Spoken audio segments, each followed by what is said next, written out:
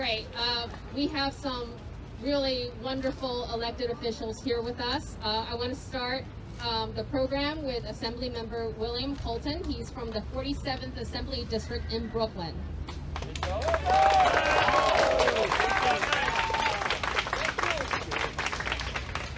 All right. You know, some things that are so simple and so obvious, it is amazing that top supposed educators don't get it. You know, you have a school calendar.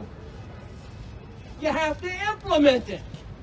Yes, you may have to make some changes or some adjustments, but you don't throw it out. You have to provide quality education for children. And yet, you know, I think part of the problem here is that there's a difference between ideology and reality. Equality should be reality. It's not. It's treated as the equivalent of ideology.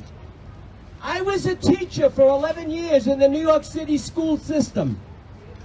And in 3 of those years, I had the opportunity and the privilege of teaching a IGC class. That's what they called it then.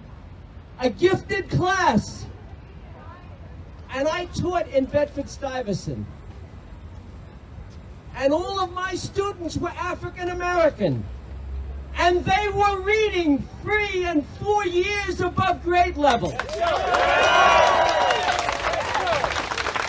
They had no problem passing the SHSAT. The majority of students in Brooklyn Tech were African American because Brooklyn Tech was their school of choice. They passed the SHSAT and they did well in Brooklyn Tech. But what happened?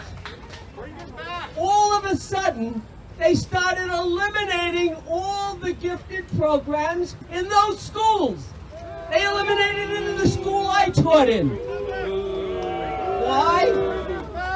I can't figure out a practical reason, a positive reason why they would eliminate it.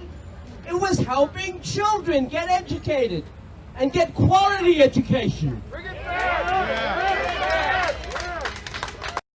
Now, one of the problems educators saw was that parents were coming in and saying, my child can't read, but the child who's living a block away from me reads very well. Why?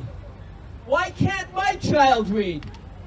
And the education system was not able to provide an answer. So they closed down the IGC classes so that the problem would disappear. The problem didn't disappear. The problem became that more children lost the opportunity of having a gifted class. That's the problem we're facing now. And it's not because of the test. It's because of the decisions that educators are making. And those decisions are not being based upon educational reality. They're being based upon either an ideology that doesn't work in practice, or they're being based upon the need to hide a reality that these educators don't know how to change. Go back to when you had gifted classes. Go back to when children, no matter what their color, no matter what their ethnicity, no matter what their race, no matter where they came from, use the SHSAT to get advanced for themselves and their families. Yes, sir. Those were the days. And what we needed to do was to expand that to all children. All children deserve a quality education. Now I have a bill in Albany. All children deserve a quality education. children, all children, all children, all children, all children, all children, all children. And we can do it if we listen to you, the parents, the teachers, the staff, the children. If all of the people who are part of the school family raise your voices and demand it.